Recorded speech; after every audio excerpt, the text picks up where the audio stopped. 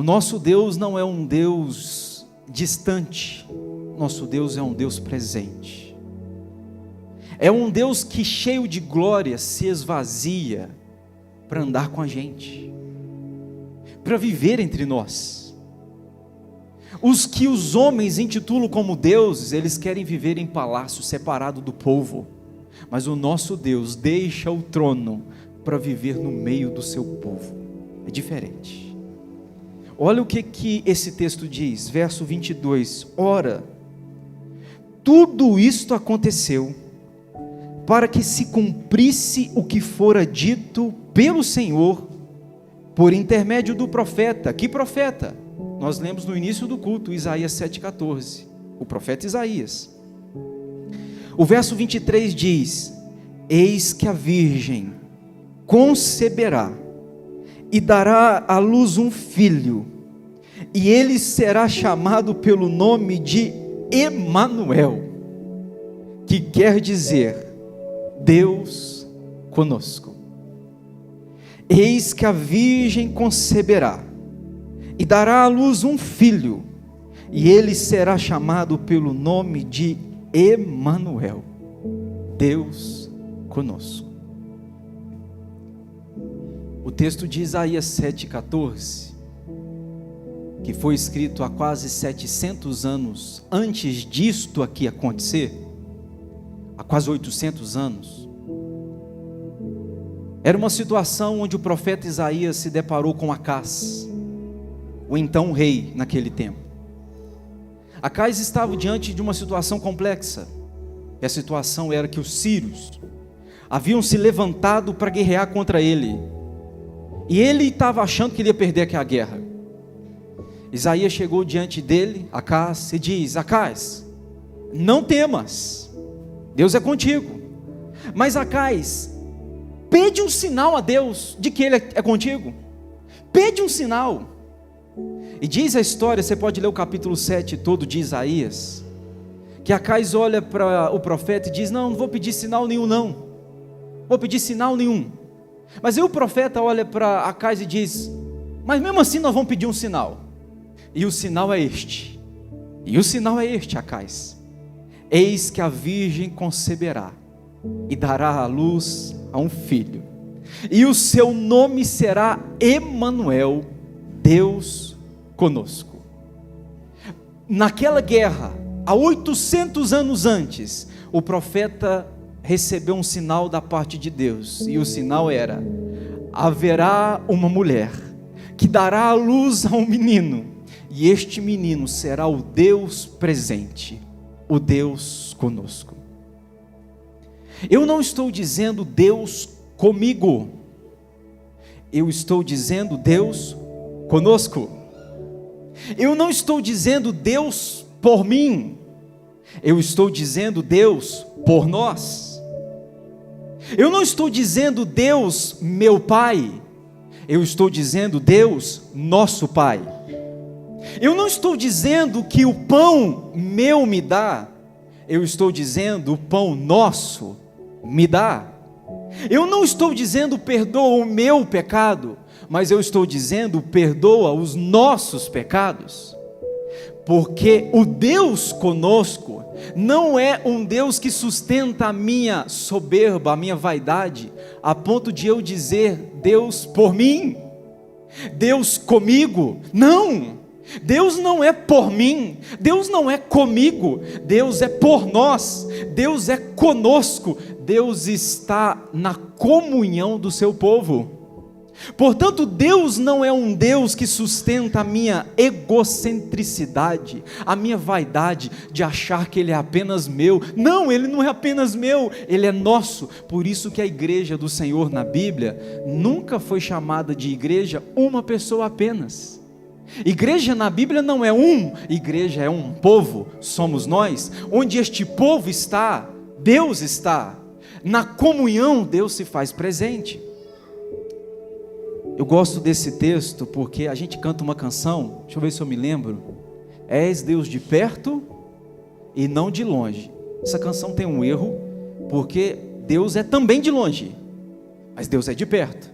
Deus está lá, Ele é transcendental, mas Ele está cá, Ele é imanente, Ele é tocável, Ele é palpável. Portanto, Ele é conosco, Ele é tangível, Ele é sensível, Ele é visível, Ele pode ser tocado por nós, Ele pode ser sentido por nós, embora tão distante de nós, tão perto também de nós. Ele é um Deus conosco. Pois é. Sabe o que é interessante, amados? É que em Adão, se quando Deus pegou o homem, fez do pó da terra e soprou-lhe nas suas narinas fôlego da vida, se um anjo chegasse para perto de Deus e dissesse: Senhor, tu me permites lhe perguntar algo? Deus poderia dizer ao anjo: pode perguntar, anjo. E se um anjo perguntasse a respeito desse pai que tu criaste, o que o Senhor dizes a respeito deste que tu criaste? Eu penso que Deus diria o que disse na Bíblia: não é bom que o homem vivesse só. Não é bom que ele viva só. Notem vocês uma coisa, amados, nós estamos antes do pecado entrar. Antes do pecado entrar, Deus forma o homem e diz para o homem: não é bom que ele viva só. Porque eu concordo com o escritor, que ele disse que nós somos mestres em criar solidões. O homem estava no paraíso, mas poderia se sentir só. O que Deus faz? Deus, antes do pecado, cria a mulher, cria Eva, para suprir a solidão daquele homem. Pois é, só que tem um problema, né? O problema é que Deus cria a mulher, mas daqui a pouco o pecado entra. A solução para a solidão do homem foi manchada, foi pelo pecado cauterizada. Portanto, eu caso hoje, por isso que vocês muitas vezes fazem perguntas assim: eu casei, mas eu continuo me sentindo sozinho. Quem de nós que casamos nunca sentimos só em algum momento? Porque o casamento não preenche a solidão que há em mim. Por que não preenche? Porque quando Deus fez a mulher para o homem, fez antes do pecado. Ali preencheria aquele vazio, aquela necessidade. Mas veio o pecado, e o pecado manchou. Portanto, a gente casa, mas a gente continua se sentindo só. A gente tem filhos, mas a gente continua se sentindo só. Aí tem uma questão, amados. Deus então vai providenciar um Deus conosco. Um Deus para resolver o nosso problema da solidão. Um Deus presente, que quando todo mundo foi, Ele continua. Que quando todo mundo sumiu, Ele está presente. Portanto, Deus conosco, Emanuel, soluciona aquele problema lá atrás, que em Adão eu perdi. Em Adão, por causa do pecado, agora eu sinto sozinho. Por essa razão que muitas vezes você está no meio de centenas de pessoas, sozinho você sente. Você está no meio de uma multidão, mas bate uma dor no peito. Meu Deus, que solidão que eu estou sentindo. Porque hoje, por mais próximas que pessoas podem estar da gente, a gente pode continuar sentindo solidão. Por isso que Deus envia o seu Filho como Deus Emanuel, o Deus conosco, para resolver o meu problema da solidão. Pois é, eu separei 3 verdades aqui para você pensar comigo. Primeiro, a presença de Jesus torna a solidão impotente. Se lá em Adão a solidão brotou e Deus olhou e falou: não é bom que um homem viva só, Deus em Cristo agora neutraliza a eficácia da solidão. Agora escute-me o que eu tenho para te dizer. Ah, pastor, eu vivo sozinho. De repente minha família está longe, ou minha família está ausente, ou minha família já se foi, eu sozinho estou. Aqui eu tenho uma boa notícia para te dar.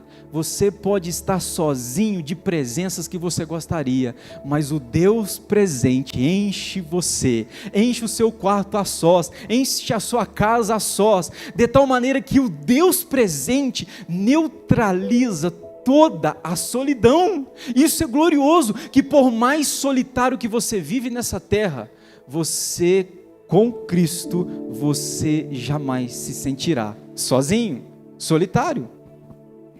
Eu acho interessante, amados, Coisa triste é quando a gente recebe uma boa notícia e a gente não pode contar para ninguém, né? Já teve isso? Imagina que você receba o troféu, o prêmio Nobel. Eu não sei o que eles dão lá no prêmio Nobel, que tipo de premiação, mas imagina que deve ser um troféu. Aí você sozinho, você chega com aquele troféu na mão, com aquele prêmio Nobel, você chega e não tem ninguém para contar, não é triste? Ou você olha e fala assim, rapaz, eu ganhei esse prêmio, vou contar para quem? Não tem ninguém para contar. Você recebe uma boa notícia, mas ao mesmo tempo você não tem ninguém para contar essa boa notícia. Sabe, o Deus presente potencializa as nossas alegrias, porque mesmo que eu não tenha ninguém ao meu redor para poder compartilhar, eu sei que o Deus presente está, e se Ele está, eu posso compartilhar com o Deus presente. Isso é glorioso. A presença de Jesus torna a solidão impotente. Então eu tenho uma boa notícia para te dar. Pastor, eu me sinto tão solitário, de repente eu moro sozinho, eu já morei sozinho, eu sei o que é isso, você entrar numa sala e não ter nada, não ter ninguém, não ter gente para você olhar no olho, para você conversar, mas uma boa notícia eu estou aqui para te dar. Embora pessoas possam estar ausentes, que você gostaria que estivesse presente, você tem uma certeza do Deus presente. Lá na sua casa, está todo mundo longe, mas tem alguém presente. E este alguém é o Jesus Cristo de Nazaré. Ele é o Deus conosco. Eu amo isso na Bíblia. Eu amo isso. Todo mundo se foi, mas Ele ficou. Mas eu aprendo uma segunda verdade, amados. É que a presença de Jesus faz as ausências suportáveis. Ausências dói, né? Ausências dói. Talvez você este ano vai passar o seu primeiro Natal sem o cônjuge, sem a esposa, sem o filho. Talvez é o seu primeiro Natal sem o pai. Talvez é o primeiro Natal sem a mãe, sem o avô, sem a avó. Isso marca a gente, fala a verdade. Eu lembro do meu primeiro Natal sem a minha mãe, em 2010. Eu lembro, porque marca a gente. Mas o que é interessante é que a presença de Jesus torna as ausências suportáveis. Eu sei que quem eu gostaria que estivesse não está, e jamais estará. Talvez é o primeiro Natal que eu passo uma situação conjugal complexa, divorciei. Talvez o primeiro Natal que eu passo, filho, perdi. Talvez o primeiro Natal que eu passo sem um emprego. Pois é. A presença de Jesus torna as ausências mais suportáveis. Gente que amei se foram, mas aquele que me ama está. Gente que eu gostaria que estivesse não está, mas o eterno se faz presente. E por causa da sua presença, aqueles que se foram, se torna suportável eu continuar a minha vida, por causa da presença desse que continua comigo. Não sei se estou sendo claro para você compreender.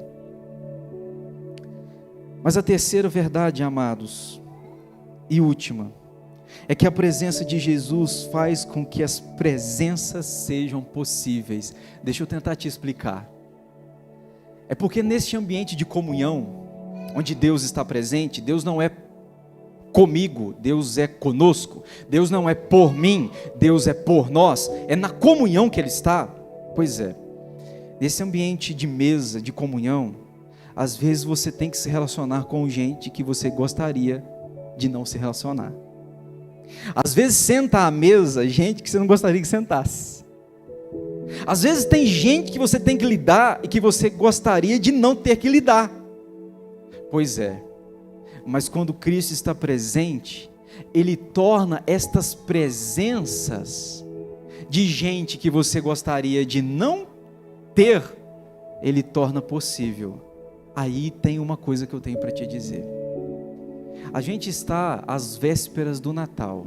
Eu queria, não estou sendo profeta do caos, mas eu gostaria que este mês, a pessoa que de repente você tem algum problema, passou por alguma situação, tem algum impedimento no relacionamento, eu gostaria que essa pessoa, o Senhor acendesse ela na sua mente todos os dias nesse mês de dezembro. Ô pastor, o senhor está jogando praga, fazendo do meu mês ser um mês de pesadelo? Não, É porque eu queria que Cristo trouxesse ele ou ela à sua memória, porque onde Cristo está à mesa, Ele torna a presença daqueles que nós gostaríamos que não estivesse, torna a presença possível. Isto é, quando Ele está presente, Ele falou: filho, eu estou com você, pode se relacionar. Eu me relaciono com você. Se eu estou me relacionando contigo, por que você nega relacionamento com Ele? Se eu, que sou perfeito, estou à mesa com você, por que você nega a mesa para ele e para ela? Se eu, que estou aqui perfeito, eterno, dou perdão a você, por que você não perdoa ele ou ela? Por isso que eu queria que esta pessoa pudesse ser algo na sua mente diário, para que através desse Natal você pudesse perdoar, reconciliar, que você pudesse reacender este relacionamento novamente. Por isso, a presença de Jesus faz com que as presenças sejam possíveis. Eu termino a minha palavra dizendo para você o seguinte: quando você pensa em Natal, amados, você tem que pensar em reconciliação. Você tem que pensar numa reconciliação de Deus com a gente. Você tem que pensar numa reconciliação de pais com filhos, filhos com pais, reconciliação de irmãos com irmãos, netos com avós, avós com netos. Só existe Natal porque o Deus eterno se reconciliou com a gente. Ele trouxe paz entre você e Deus e paz entre mim e ti. Por que então a gente vai negar reconciliação? Deus é o Emanuel que veio aqui sentir a minha dor, sentir a minha fragilidade, veio sentir o que sinto, viver o que vivo, para que eu pudesse experimentar o que Ele alcançou. Ele veio sentir a minha morte, o meu sofrimento, Ele veio viver os meus labores, mas agora eu posso nele viver a sua ressurreição. Eu posso nele viver a sua ascensão, eu posso nele desfrutar do seu triunfo, eu posso nele desfrutar da sua comunhão. Louvado seja Deus pelo Emanuel, o Deus presente.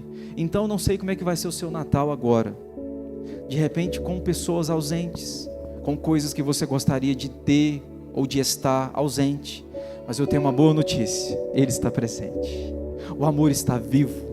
E se o amor está vivo, motivos temos para celebrar, motivos temos para desfrutar, motivos temos para regozijar com o Pai e agradecer: Senhor, obrigado porque Tu és incomparável, Tu me amaste quando ninguém mais me amou desse jeito, Tu estás próximo quando pessoas que gostaria que estivesse já se foram.